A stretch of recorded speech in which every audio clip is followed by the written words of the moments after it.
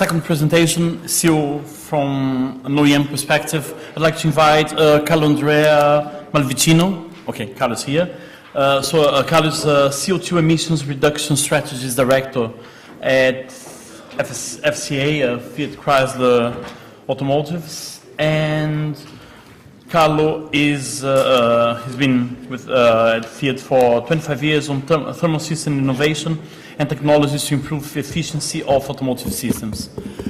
Carlo, thank you very much for joining us today.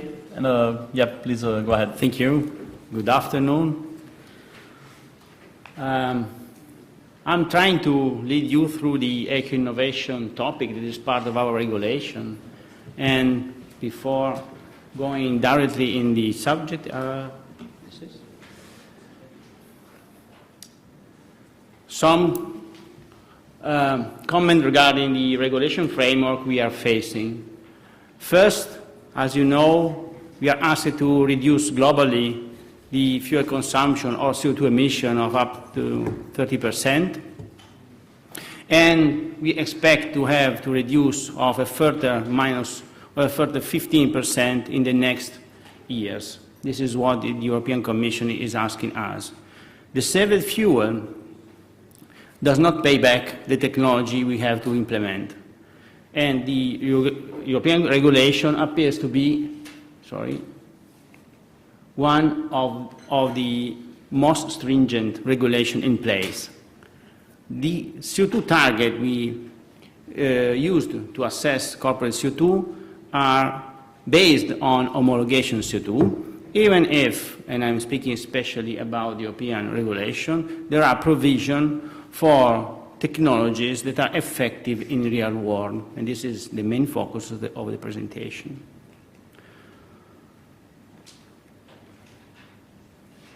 Conclusion, then there is the presentation. But I would like to anticipate some information. The current process to get the credit is long, and the results are unpredictable. And this limits the full exploitation of this part of the regulation, making very risky to decide something, to implement, to invest in a technology, before all the process to get the credit is completed. So the consequence of this framework is that the priority will be given to those technologies that will bring a certain a benefit on cycle.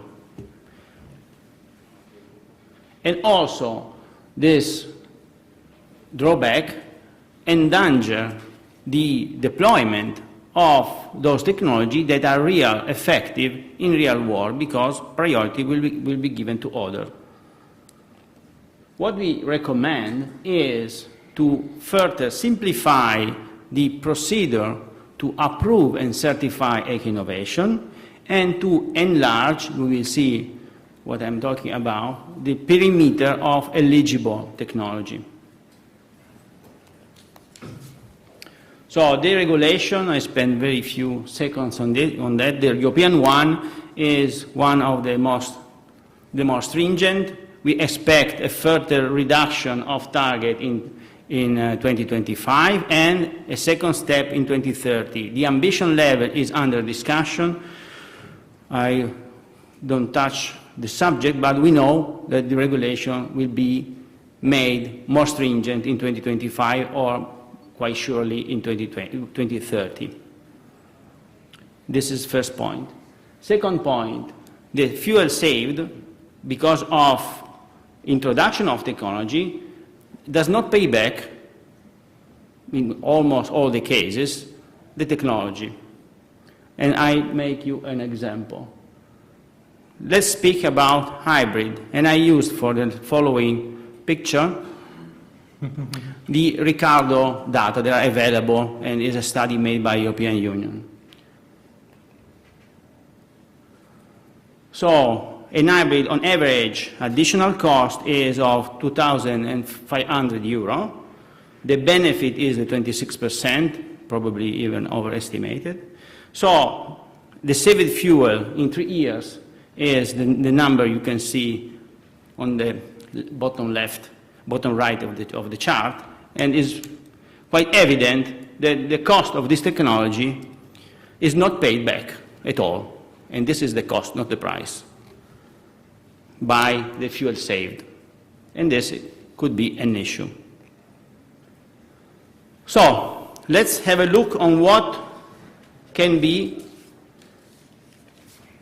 the opportunity and the constraint related to the eco-innovation regulation. The eco-innovation is part of European regulation on CO2, is awarding innovative technology of credit for all the benefits that are not fully covered by the type approval.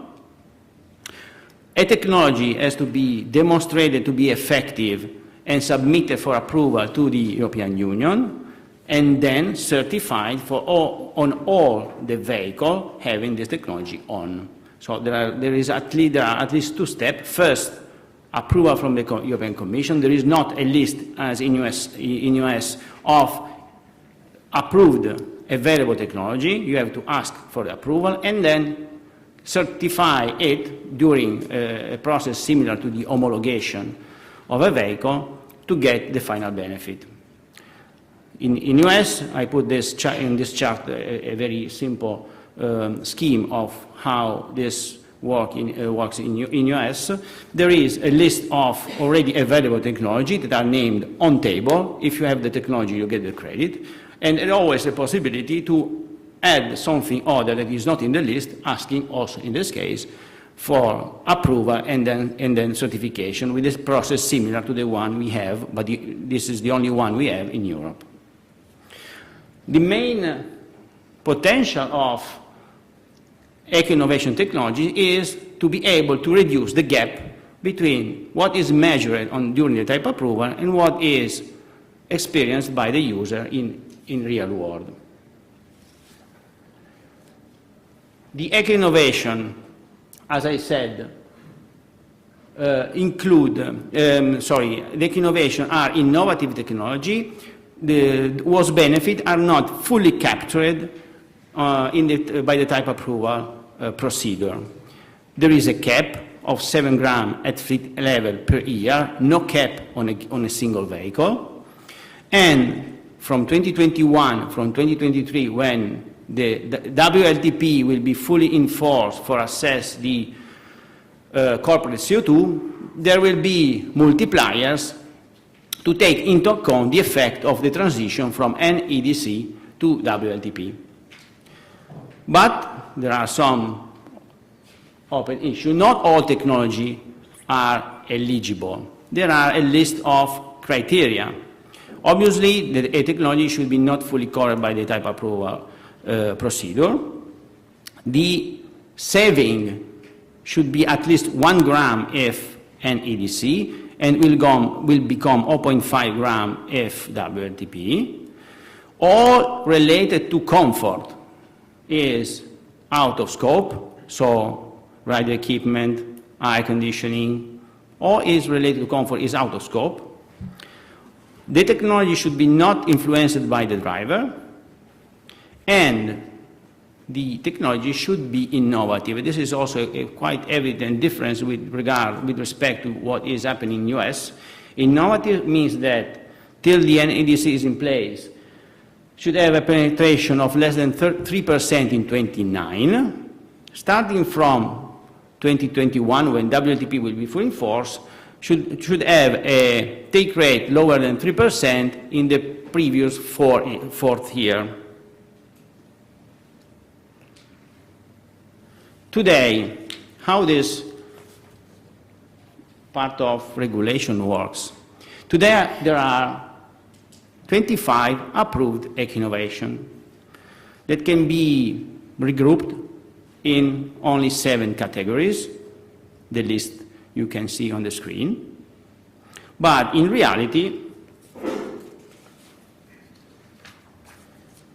only the 2.6% in 2017 of sold vehicles in Europe were equipped with an eco-innovation, and almost the 92% of this 2.6% was the high efficiency alternator, with an average benefit were applied of 1.5 gram. So at the end of the 25 theoretical eco-innovation approved, only the high efficient alternator is in reality applied on a very few number of vehicles. This mainly because of the complexity of the process.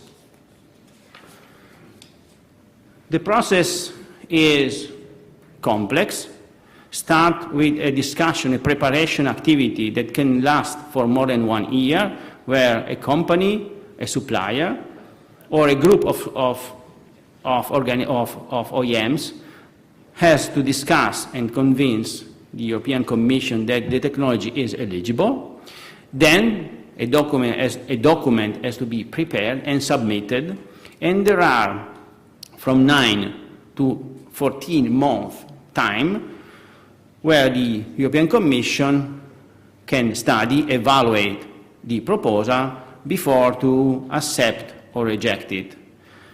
Then, once the technology has been approved as an innovation, this technology should be certified by the type approval authority, and at the end of this very long process, a company will get the credit.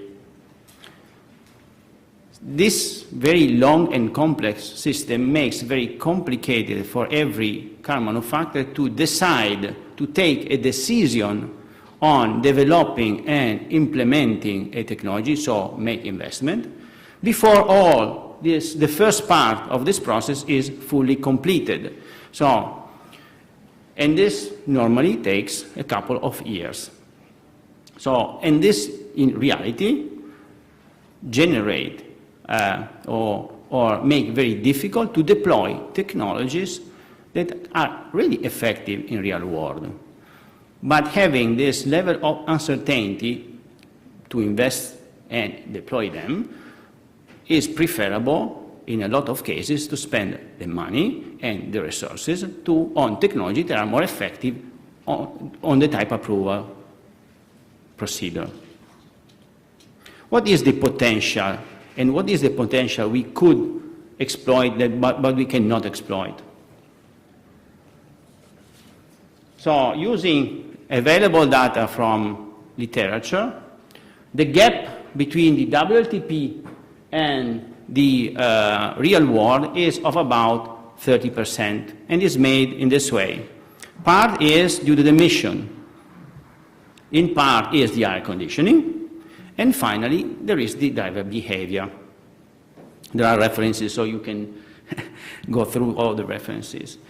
But this is what is said in the literature.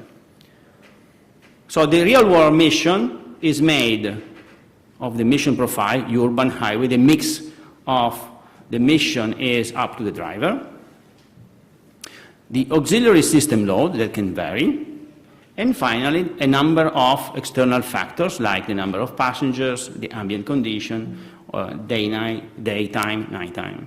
At the end, only the auxiliary system load currently is the perimeter of eligibility of eco-innovation. So, even if we have a cap of 7 grams, hardly we will be able to exploit all this potential cap, because in reality, we can work only on this 9% of additional fuel consumption that occurs in real world. And if we are very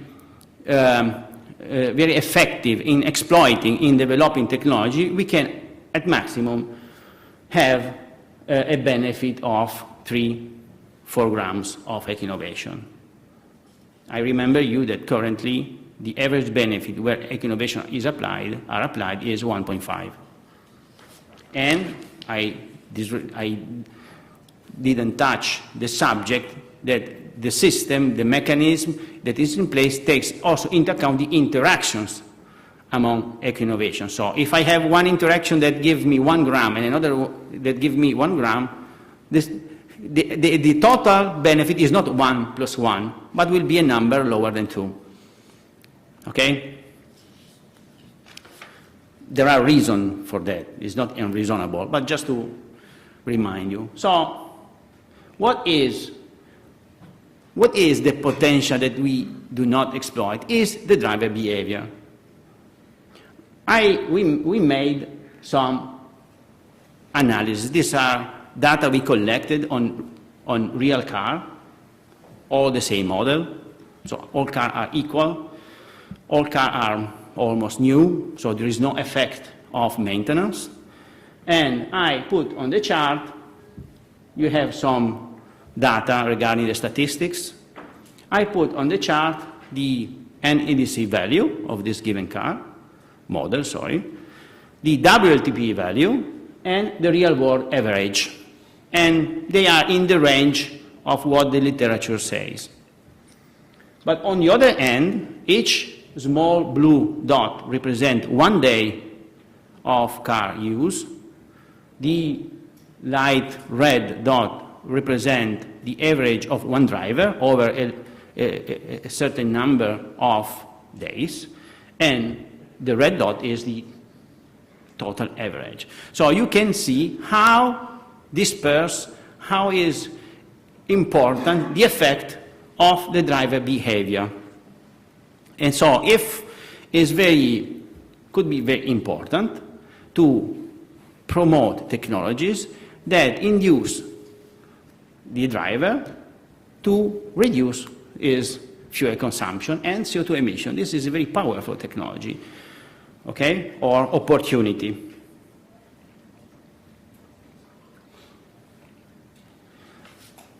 I also reported some data coming out from a European funded project, the ECT emission, where, for example, has been evaluated the impact of a technology. In this case is a Fiat EcoDrive, but every OEM has something similar or equivalent, or can have something similar or equivalent. And you can see in the chart how effective could be a technology that help support the driver in using in a very effective way is the car and all the technologies that we implemented on board. On the other way, a very bad driver can make totally useless all the technology we have implemented to reduce its consumption. A very example, you can, if you drive in a wrong way in hybrid, you can achieve very high fuel consumption. You can try. So, and what I'm saying, this was a result on conventional vehicle. The impact of eco-driving technology could be even more important for hybrid vehicle. This is also another chart from the very same activity, where it is shown how, day by day, the impact of a support to eco-driving can influence the driver, making his personal fuel economy better than before. So, at the end, what we recommend is to consider enlarge the perimeter of eligible technologies, and especially to reconsider the position on eco-driving, to simplify the mechanism of eco-innovation, adopting something not too far from what is already in place in the US, and that is proven to be very effective. A lot of technologies have been deployed in US that just because of this mechanism. And finally, to reconsider the mechanism of the innovativeness criteria, because there is a risk that a technology becoming old will be removed, even if effective. And this is also is a nonsense. So we risk in a few years to see a decrease of high efficiency alternatives just because they won't get any credit anymore, and they will be replaced by some cheaper technology.